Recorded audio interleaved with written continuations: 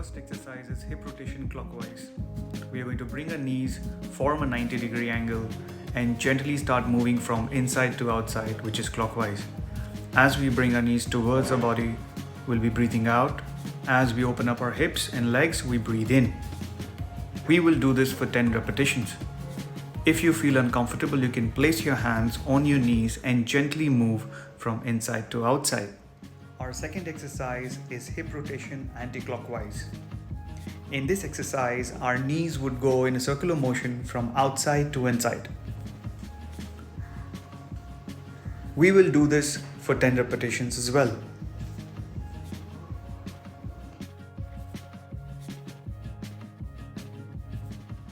Bring your knees in line with the hip and your ankles in line with the knee.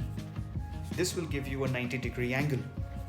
Now start to drop your knees from one side onto the other side of the floor. Make sure when you do this, you're using your thoracic spine, which is your chest area, to rotate and not your lower back. Make sure you keep both your shoulders grounded as you rotate from one side to the other. Let's do this for 10 repetitions each side. Hold your knees and place the foot on the mat. Raise your hip with the straight leg. Now begin to kick it up as if you were kicking a football. If your hamstring on the other leg starts to cramp up, you can always place your hip back on the floor. We will do this 10 repetitions on each side.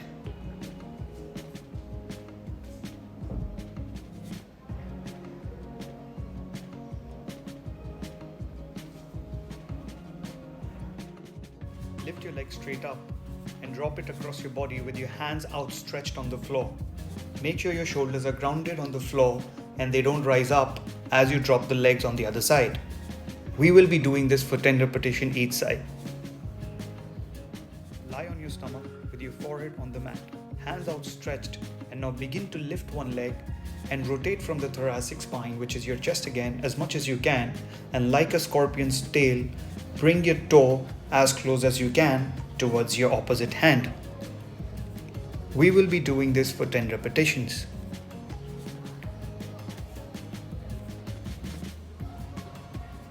Lie on your sides with both your arms outstretched. Place your top leg in a 90-degree folded position on the floor.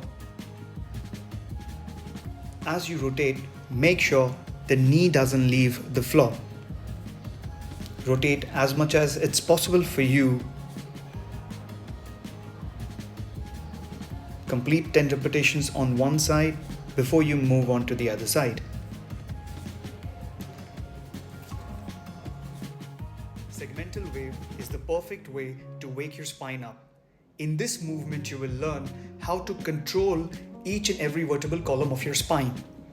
You begin this movement by tucking your chin towards your chest and creating a wave-like form, each vertebral column at a time of a spine. You begin to round your upper back and all the way you reach towards your hip as if a dog tucks its tail.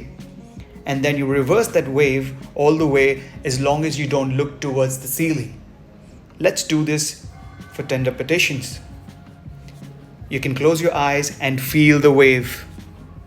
Begin in a kneeling position with your hips closer to your heels. Place your one hand on the mat and the other behind your ears. Try to look from the corner of your eye at the crease of your wrist to avoid any pressure on the neck. Begin to rotate in this position for 10 times each side.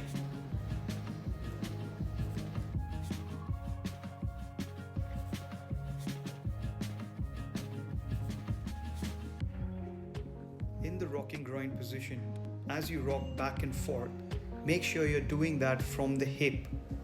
A gentle reminder would be to keep your spine neutral. As you can see, my spine doesn't change its position as the movement is happening from the hip. Begin in a lunge position with the front knee not crossing your toes. It would be better if it is above the heel. Rotate on both sides by placing your one hand on the floor and rotating from the other. Then you can switch sides and repeat the same procedure. This will be counted as one repetition. We will do this for 10 repetitions each side.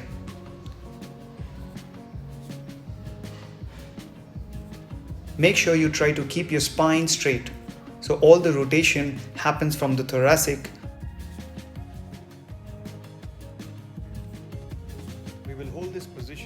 5 seconds each side.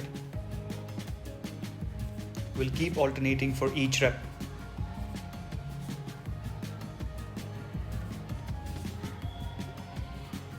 Make sure your spine is straight as you're driving your hips towards the floor.